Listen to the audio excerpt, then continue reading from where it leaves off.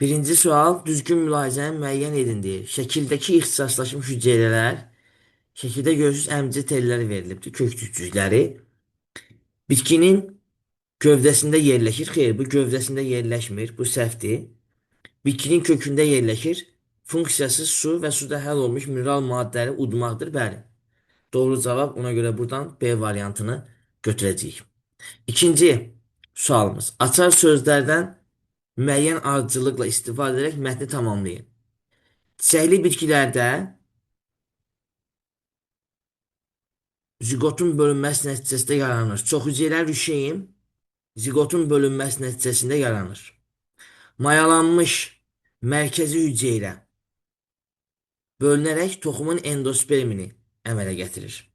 Endospermdə rüşeyimin qidalanması və inkişafını təmin edən etit qida maddələri toplanır.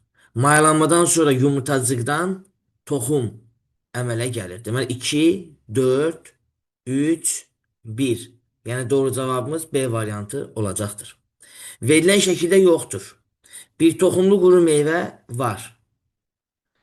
Çox toxumlu quru şirəli meyvə var. Bunlar. Bir toxumlu şirəli meyvə. Burada çərdək meyvə göstərilməyib bizə.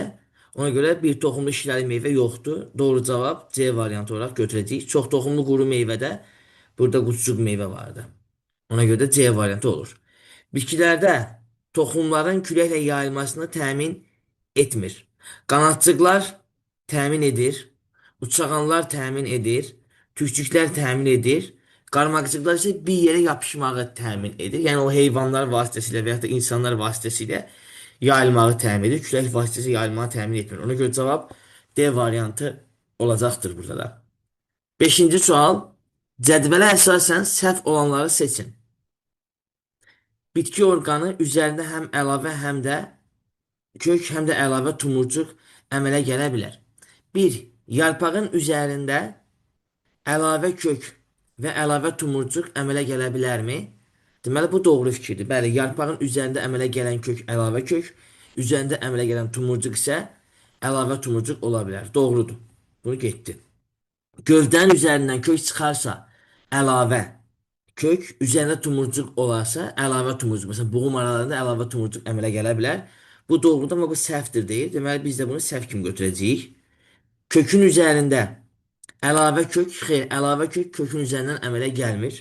Əlavə kök ya gövdənin üzərindən, ya da yarpağın üzərindən əmələ gəlir. Bu düzdür deyil, amma səhv fikirdir. Ona görə biz cavab burada 2 və 3 cavabını götürəcəyik. Növbəti sual. Elmi metodun mərhələlərinə baxacağıq. İlk mərhələsi. Elmi metodun ilk mərhələsi müşahidə aparmaqdır. Birinci müşahidə aparacağıq, ondan sonra digərlərini yerinə yetirəcəyik. İlk mərhələ müşahidə aparmaqdır. Ona görə doğru cavab A variantını verəcəksiniz. Həyat dövründə qamitofit nəsil üstünlük təşkil edən bitkilər. Qıcılarda sporofit nəsil üstünlük təşkil edir. Çırpaq toxumada ümumiyyətcə qamitofit nəsil reduksiya olunubdur. Çiçəkli bitkilərdə də qamitofit nəsil reduksiya olunubdur. Mamırlarda isə təbii ki, yetkin fərd qamitofit nəsil olduğuna görə üstünlük təşkil edir deyirik. Ona görə cavab D variantını götürəcəksiniz. 8-ci sual. Bir bitkinin yaşıl yarpaqları payızda əvvəlcə saralır, sonra isə qırmızımtıl olur. Bu rəng dəyişikliyi əsasən hansı plastidlərin bir-birinə çevrilməsi ilə izah olunur? Bilirsiniz ki, birinci yaşıl rəngdə olduğuna görə o xoloplasta malikdir. Sonra isə xoloplast digər deməli plastidlərə çevrildiyinə görə, yəni xromoplasta çevrildiyinə görə müxtəlif rənglər almış olur. Doğru cavabımız B variantı. Xoloplast, xromoplast olaraq buradan deyəcəksiniz. Keçək 9-cu sualımıza. Deməli 9-cu sualımızda isə bizə deyir ki, şəkildəki damarlanma növlərinə əsasən uyğunluğu müəyyən edin. Buğda paralel damarlanır. Ona görə bura A-nı götürəcəyik. Palıd torvaya damarlanır. B-ni bura götürəcəyik. Üzüm torvaya damarlanır. C-ni bura götürəcəyik. Qamış paralel damarlanır. D-ni bura götürəcəyik. Deməli 1 A, D, 2 B, C olacaqdır. Doğru cavabımız C variantı olur. Keçək növbəti sualımıza.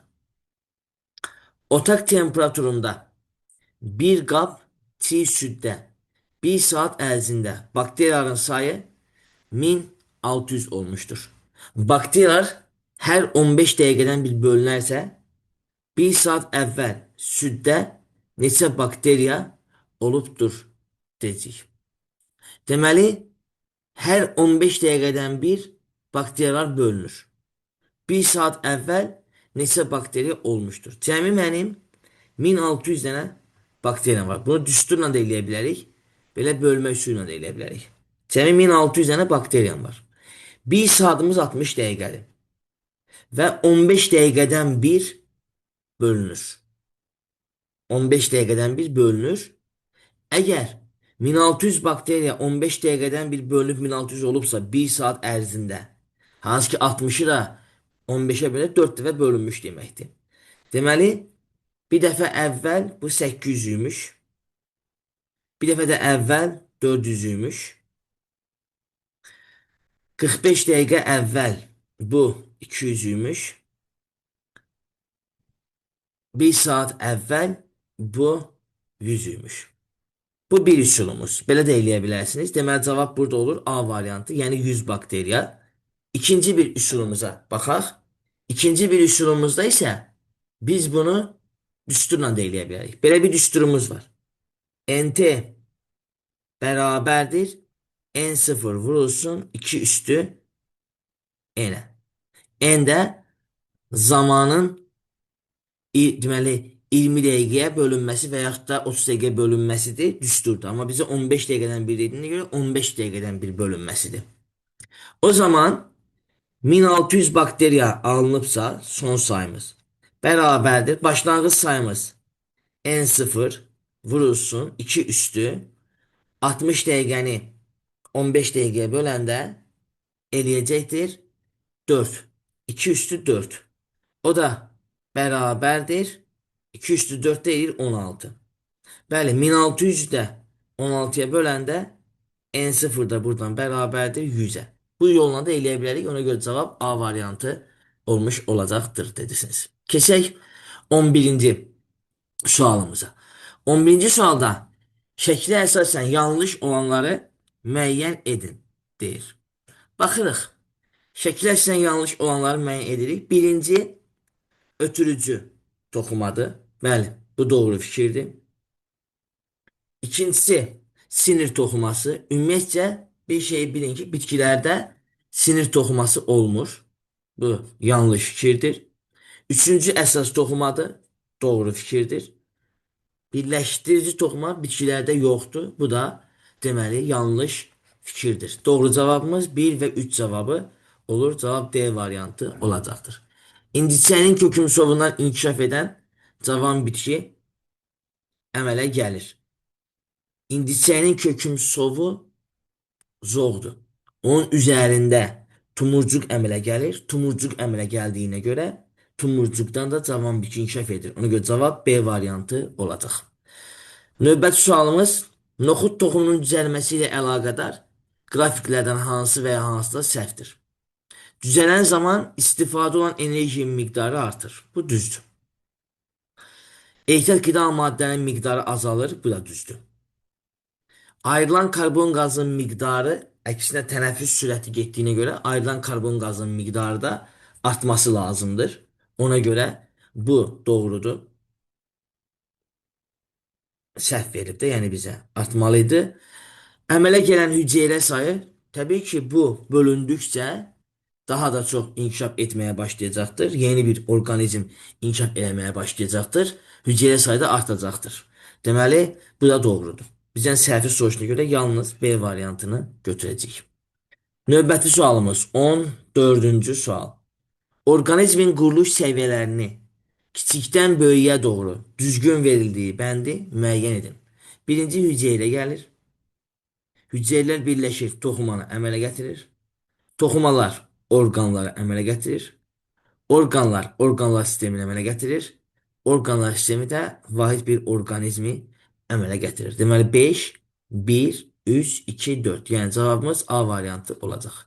Yarpaqların növbəli düzülmüş zoğda cəmi 7 tumurcuq varsa, Bu zoğda neçə yarpaq qoltuğu və neçə qoltuq tumurcuğu olmuş olacaqdır dediniz.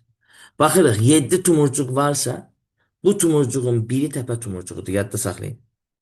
Biri təpə tumurcuğu olduğuna görə, deməli 6 dənə yarpaq qoltuğu var, 6 dənə də qoltuq tumurcuğu var. Yəni birini çıxırıq, ona görə cavab 6, 6 cavabı eləyəcək. 3 stəkan götürülür. Birinci stəkana bir neçə çəltik dəni tökülür və ağzına qədər su ilə doldurulur. İkinci stəkana yaş pambıq qoyulub, üzərinə buğda dənələri səpilir. Üçüncü stəkana noxud toxumları qoyulub, ağzına qədər su əlavə olunur. Hər üç stəkan isti yerə müəyyən müddət saxlanılır. Verilmiş fikirlərdən hansı səhvdir? Üçüncü stəkandakı toxumlar şişər. Bəli, suyu özünə alar, şişər, amma düzəlməz. Bu doğru fikirdir. İkinci stəkandakı toxumlar düzələr. Bəli, yaş pambıqdan istifadə edək, rütubətdən və düzələr. Bu da doğru fikirdir.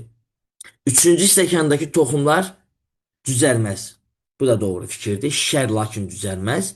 Birinci stəkandakı toxumlar düzəlməz. Birinci stəkandakı çəltikdir. Çəltik isə suda həll olmuş oksigenlə tənəffüs edib düzələ bildiyinə görə bu düzələr, düzəlməz deməsi yanlışdır. Cavab D variantı olacaq. Nöqtələrin yerinə uyğun gələn sözlərin düzgün ardıcıllığını müəyyən edin. Sporla çoxalan çiçəksiz bitkilərə qıcılar və mamırlar aid edilir. Onların sporları kiçik və yüngüldür. Çoxlu sayda əmələ gəlir və külək vasitəsilə ətrafa yayılır. Ona görə cavab 1 və 3 cavabı, yəni A variantını götürəcəyik. 18-ci sual. Büyücəli canlının mikroskopla görünən ölçüsü 1,6 santimetrdir. Mikroskopun böyütmə dərəcəsi 800-dürsə, canlının həqiqi ölçüsü neçə millimetrdir deyirik. Deməli, 800 dəfə böyüdülübdür. Əgər 800 dəfə böyüdülübsə, o zaman biz nə edəcəyik? 1,6-nı böləcəyik 800-ə. 1,6-nı 800-ə bölsək əgər, bölək burada, 1,6 bölünsün, 800 düşür 0,2 santimetr. Bizdən isə millimetr soruşduğuna görə bunu da 10-a vuracağıq. Eləcək 0,2 millimetr eləyəcəkdir. 19-cu sual. Klasterdə sual işarəsinin yerinə yazılmalıdır. Sadə bölünmə yolu ilə 2-yə bölünərək çoxalır. Mikroskopikdir, bir hüceyrədir. Söhbət bakteriyalardan gedir. Doğru cavab C variantı götürəcəyik. 20-ci sual. Şəkilə əsasən yanlış fikirləri seçin. Birinci və ikinci çiçək yanlığının əmələ gəlməsi iştirak edir. Birinci və ikinci bir ləçəkdir, iki kəsə yarpaqdır. Bəli, bunlar çiçək yanlığının əmələ gəlməsi iştirak edir. Bu doğru fikirdir. 3 və 4 çiçəyin reproduktiv hissələrdir. Üçüncü erkəkcikdir, dördüncü dişicikdir. Bəli, bu da doğru fikirdir. 5 bütün çiçəklərdə olur. Xeyr, oturaq çiçəklər də var. Yəni saplaqsız çiçəklər də var. Bu yanlış fikirdir.